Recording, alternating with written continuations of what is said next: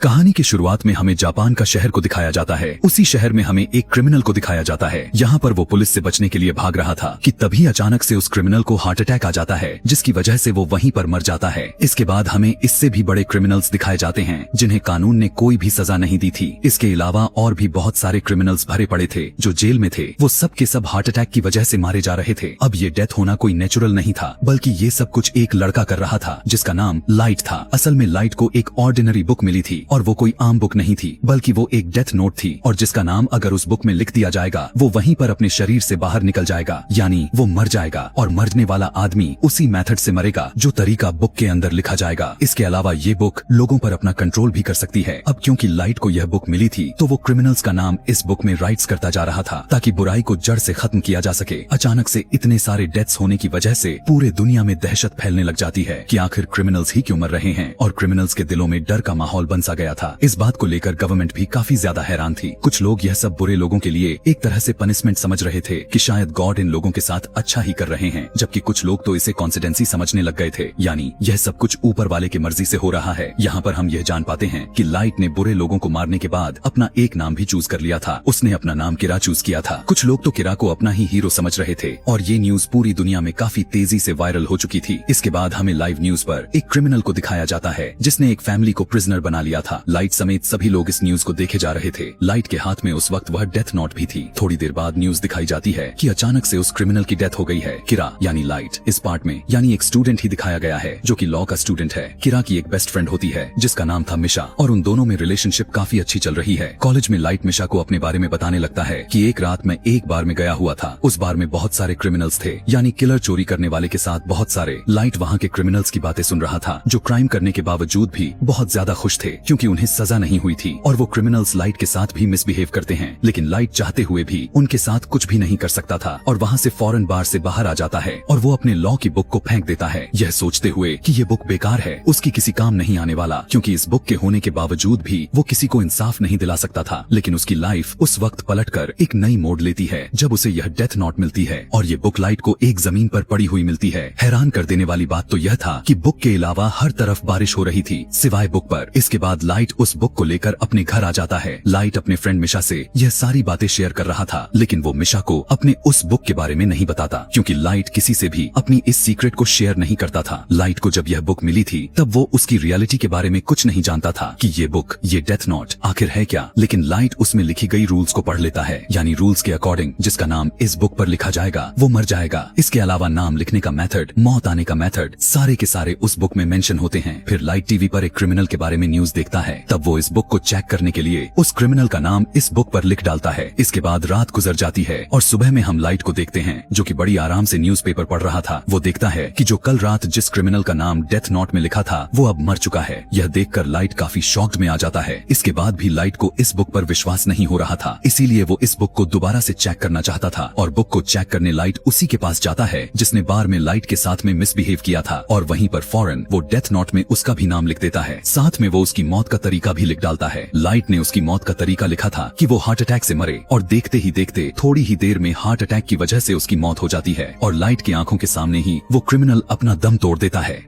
यह देखने के बाद तो लाइट और भी ज्यादा हैरान परेशान हो जाता है। अब क्योंकि लाइट ने सब कुछ अपने आंखों के सामने देखा था, इसीलिए उसे इस बुक पर यकीन हो चुका था कि ये बुक और इसके रूल्स बिल्कुल सही तरीके से काम करते थे, और सच में ऐसा कुछ होता है। वहाँ से जब लाइट वापस के लिए निकल रहा होता है तब वो फर्स्ट टाइम इस बुक के गार्डियन से मिलता है, और इस बुक का गार्डियन था एंजल ऑफ डेथ, यानी मौत का फरिश्ता। अब क्योंकि एंजल ऑफ डेथ दिखने में काफी डरावना था, इसी वजह से लाइट उससे डर जाता है। लेकिन लाइट को यह बात बाद में पता चल जाता है कि जिसके पास ये बुक होगी एंजल ऑफ डेथ सिर्फ उसी को दिखाई देता है। यहाँ पर एंजल ऑफ डेथ लाइट को सारी बात डिटेल में समझाने लगता है। फिर हमें जापान के कुछ पुलिस ऑफिसर्स को दिखाया जाता है जो इन अचानक हुए डेथ्स पर बातें कर रहे थे। पुलिस भी यह बात नोटिस करती है कि मरने वाले तो सिर्फ क्रिमिनल्स ही हैं। इसके अलावा पुलिस के दिमाग में और भी बहुत सारे बात क्रिएट हो रही थी कि आखिर ये किरा चाहता क्या है, क्या सच में एग्जिस्ट करता भी है या नहीं, और किरा कोई हीरो नहीं है बल्कि वो तो एक क्रिमिनल है, क्योंकि असल में देखा जाए तो जो कुछ भी यहाँ जो रहा था वो भी तो एक क्राइम ही माना जाएगा। इसके बाद हमें लाइट के फादर दिखाए जाते हैं जो कि एक डिटेक्टिव थे, थे और वो ही इस केस को हैंडल कर रहे थे और उनका मिशन किरा तक पहुंचना था, क्योंकि किरा किसी के कंट्रोल में नहीं था और सबको बेमौत ही मारता जा रहा था और ऐसा करते करते वो सबको मार डालेगा। लाइट के फादर अपने सीनियर्स को कहने लगते हैं कि यह केस काफी कॉम्प्लिकेटेड लगती है, इसीलिए इस केस को स्टडी करने के लिए एक बहुत ही इंटेलिजेंट डिटेक्टिव हमारा हेल्प करेगा। पता चलता है कि इस डिटेक्टिव का नाम एल था, एल जो कि इस केस को लाइव हैंडल नहीं करेगा बल्कि इंटरनेट के थ्रू ही उन दोनों की आपस में बात होगी। एल का असली नाम ना तो कोई जानता था और ना ही किसी ने उसकी शकल को देखी हुई थी। पहले से ही एल ने किरा के बारे में काफी इन्वेस्टिगेशन कर ली हुई थी, जिसमें एल को काफी सक्सेस भी मिली थी। पहले तो किरा पर कोई भी बिलीव नहीं करता था, लेकिन फिर एल ने सभी को दिखाया कि जिनकी भी डेथ्स हो रही है वो नेचुरल तो बिल्कुल भी नहीं है, क्योंकि हर साल से पहले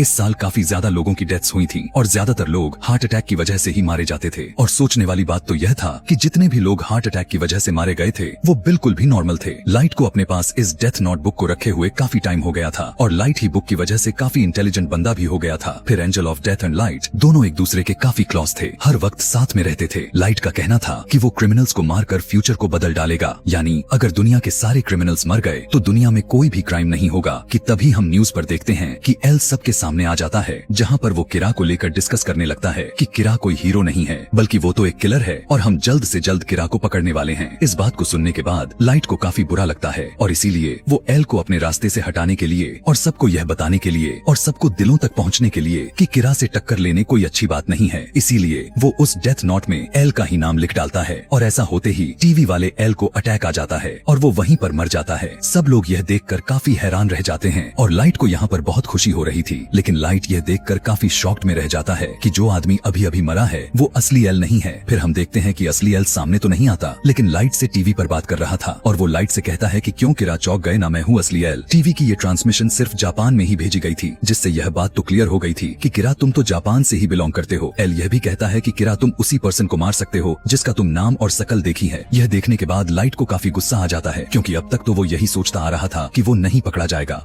लेकिन अब उसे टेंशन इस बात के लिए हो रही थी कि उसका टक्कर लेने वाला एल जो आ चुका है, क्योंकि लाइट ने ना तो उसका नाम जानता था और ना ही अभी तक तो उसने उसका फेस को देखा हुआ था। इसके बाद जापान में एल और किरा के बारे में काफी ज्यादा डिस्कशन होने लग जाती है। एल का कहना था कि मैं एक जस्टिस हूँ और किरा किलर, इसीलिए मैं किरा को सजा दिलाऊंगा। एंजल ऑफ डेथ भी इस मैटर में लाइट की कोई हेल्प नहीं कर सकता था, क्योंकि एंजल ऑफ डेथ बेशक बुक के मालिक को नजर तो आता है लेकिन वो किसी का साथ नहीं देता। फिर हम देख पाते हैं कि एल अचानक से होने वाले डेथ का डेटा निकाल कर दे देता है और वो यह सब जान पाते हैं कि ये डेथ स्कूल और कॉलेज की छुट्टी के बाद होती हैं। इसका मतलब यह बनता है कि किरा से एक कॉलेज स्टूडेंट है। फिर यहाँ पर अब उनका शक लाइट पर भी जाता है, क्योंकि उसका फादर एक डिटेक्टिव भी थे और वो किरा के केस पर इन्वेस्टिगेशन भी कर रहे थे। अब क्योंकि लाइट अपने फादर के डेटा पर एक्सेस आसानी से कर सकता था, इसीलिए वो शक के दायरे में आ गया था। अब क्योंकि वो यह बात काफी अच्छे से जान चुके थे, किरा स्कूल्स और कॉलेज के बंद होने के बाद ही लोगों को मारता है, इसीलिए लाइट अब स्कूल और कॉलेज चलते समय में भी मारने लग गया था। अब यहाँ पर यह सब देखते हुए एल का डाउट और भी ज्यादा बढ़ जाता है कि किरा एक स्टूडेंट ही है, इसीलिए किरा हमारा ध्यान भटकाने के लिए अब स्कूल टाइम में भी किलिंग करना शुरू कर दिया है। एल को यह बात भी पता चल जाती है कि किरा की एक्सेस डेटा भी बेस तक है, इसीलिए एल लाइट के फादर को बताता है कि किरा डेटाबेस पर भी एक्सेस कर सकता है। इसीलिए किरा या तो कोई पुलिस ऑफिसर है या फिर कोई अपना ही है। कुछ दिन बीतने के बाद लाइट को रियलाइज होता है कि पुलिस उस पर नजर रख रही है। एल ने उसके पीछे कुछ डिटेक्टिव को लगाया हुआ है। लाइट एल को अपने रास्ते से किसी भी कीमत पर हटाना चाहता था। एंजल ऑफ डेथ लाइट को बताता है कि मुझे सब पता होता है कि इंसान का नाम क्या है और इंसान की जिंदगी के कितने साल रह गए हैं। तब लाइट एंजल ऑफ डेथ को कहता है कि तुम मुझे एल का असली नाम बता दो, जिसके बदले में एंजल ऑफ डेथ लाइट की आधी जिंदगी को ही मांग लेता है। लेकिन इसके लिए लाइट साफ साफ मना कर देता है। जो एजेंट लाइट के पीछे लगा हुआ था उससे अपनी जान छुड़ाने के लिए लाइट को एक आइडिया आता है। लाइट और मिशा एक बस में जाते हैं, जहाँ पर वो एजेंट भी लाइट के पीछे उसी बस में चढ़ जाता है। फिर लाइट उसी टाइम इस एजेंट से पूछने लगता है कि आखिर तुम मेरा पीछा क्यों कर रहे हो, लेकिन एजेंट उसकी बात का कोई भी जवाब नहीं देता। तभी उस बस में एक क्रिमिनल आ जाता है जो बस के ड्राइवर पर गन पॉइंट कर देता है। लाइट ने वहीं अपने हाथ में लिए एक छोटे से पेपर पर एक नोट लिखा हुआ था कि वो तुम्हें पकड़ लेगा तो तुम उससे गन को छीन लेना। लेकिन अचानक से वो पेपर लाइट के हाथ से नीचे गिर जाता है और क्रिमिनल यह देखकर उस पेपर को अपने हाथ में ले लेता है और फाइनली उस क्रिमिनल की नजर एंजल ऑफ डेथ पर पड़ जाती है। क्रिमिनल एंजल ऑफ डेथ पर गोलियों से फायर करने लग जाता है, लेकिन वो तो खुद मौत का फरिश्ता था, इसीलिए उसे कुछ नहीं होता। यह देखने के बाद तो क्रिमिनल काफी ज्यादा डर जाता है, इसीलिए वो बस को रोक कर वहाँ से भाग जाता है। लेकिन एक कार उसके आगे आ जाती है और उसे उड़ा ले जाती है। सडन वो वहीं पर मर जाता है। यह सब कुछ लाइट के प्लान के मुताबिक ही हुआ था, क्योंकि वो उस FBI एजेंट का नाम जानना चाहता था। इसके बाद लाइट उस एजेंट को कह देता है कि अब तुम मेरा पीछा मत करना। कुछ वक्त के बाद हम उसी एजेंट को देखते हैं जो कि अपने वाइफ के साथ होता है। अब लाइट भी काफी ज्यादा इंटेलिजेंट था, इसीलिए उस एजेंट से जान छुड़वाने के लिए एक चाल चली हुई थी। वो एल को तो मार नहीं सकता था, इसीलिए उसने अब उन लोगों को मारना चाहता था जिन जिन लोगों की एल ने हायर किया हुआ था। और इस बार वो इस FBI एजेंट से करता है। लाइट उस FBI एजेंट से सभी FBI एजेंट का नाम ले लेता है जो जितने एजेंट इस केस में शामिल थे। लेकिन थोड़ी ही देर बाद उस FBI एजेंट की मौत हो जाती है, और वो मौत भी हार्ट अटैक की वजह से ही हुआ था, क्योंकि लाइट उस FBI एजेंट को जिंदा बिल्कुल भी नहीं रखना चाहता था, इसीलिए उसने उसको मौत दे दिया। अब यहाँ पर सवाल ये खड़ा होकर आता है कि अगर किरा हीरो है तो वह अच्छे लोगों को क्यों मार रहा है। इसके बाद से सभी FBI एजेंट्स एक एक करके मारे जा रहे थे। इस बात की भनक एल को भी लग जाती है, और इस वजह से सभी पुलिस ऑफिसर काफी ज्यादा डर जाते हैं, क्योंकि अब उन्हें लगने लग गया था कि किरा के हाथों वो भी एक न एक दिन मारे जाएंगे। बहुत सारे पुलिस ऑफिसर्स तो इस केस को अपनी जान के डर से छोड़कर चले जाते हैं। अब क्योंकि पुलिस के पास और कोई भी ऑप्शन न होने की वजह से वो एल को कहते हैं कि हम आपसे मिलना चाहते हैं, और सभी पुलिस ऑफिसर्स एल से मिलने के लिए निकल लेते हैं। यहाँ पर हमें पहली बार एल को दिखाया जाता है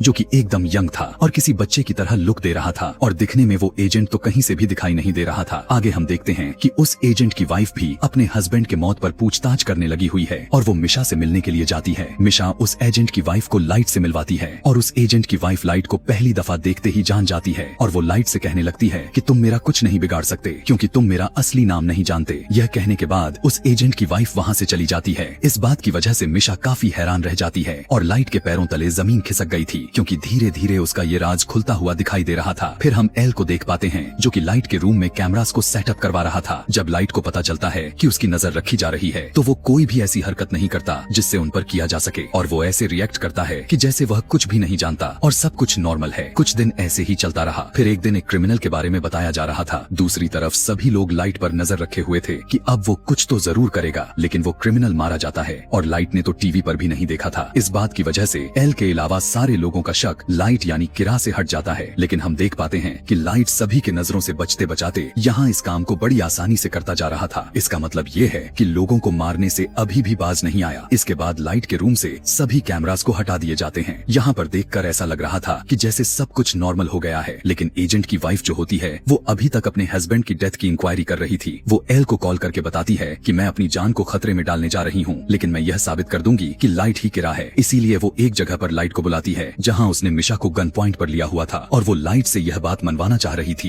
कि वो ही किरा है। लेकिन लाइट इस बात को मानने से इनकार कर देता है, और मौके का फायदा उठाकर मिशा वहाँ से भाग जाती है। अचानक से ये एजेंट की वाइफ लाइट को शूट करने लग जाती है, लेकिन गलती से वो गोली मिशा को लग जाती है, और मिशा वहीं पर ही मर जाती है। बाद में उस एजेंट की वाइफ खुद शूट करके अपनी जानें ले लेती है। जो कुछ भी वहाँ पर हो रहा था वो सब कुछ रिकॉर्ड हो रहा था। इसके बाद पुलिस भी वहाँ पर आ जाती है। रात में लाइट और एंजल ऑफ डेथ दोनों आपस में बातें कर रहे थे, जहाँ पर लाइट एंजल ऑफ डेथ को बता रहा था कि अभी अभी यहाँ पर जो कुछ भी हुआ वो मेरे प्लान में शामिल था। वो कहता है कि अब क्योंकि बुक का मालिक किसी भी चीज को अपने कंट्रोल में कर सकता है, इसीलिए अभी तक जो कुछ भी यहाँ चल रहा है या फिर जो हो चुका है वो सभी के सभी पहले ही लाइट ने उस बुक में लिख दिया था। यहाँ तक कि लाइट ने अपने बेस्ट फ्रेंड को भी जान से मरवा दिया। यहाँ पर हमें ये पता चल जाता है कि लाइट सच में एक शैतान ही है जिसने शैतानों जैसा काम किया, न कि हीरो जैसा। फिर लाइट अपने फादर से कहने लगता है कि मैं किरा को पकड़ने के लिए आपका और अपने ऑफिसर्स का साथ दूंगा। लाइट ऐसा इसलिए करना चाह रहा था ताकि किसी का शक उस पर फिर न चली जाए, और उसका राज हमेशा के लिए राज ही रहने वाला था। इसी तरह से वो अपना काम भी करता जाएगा। लास्ट सीन में लाइट और एल दोनों एक दूसरे के सामने होते हैं, और यहीं पर दोनों को आमने सामने दिखाते हुए ये कहानी, ये मूवी यहीं पर खत्म हो जाती है। Thanks for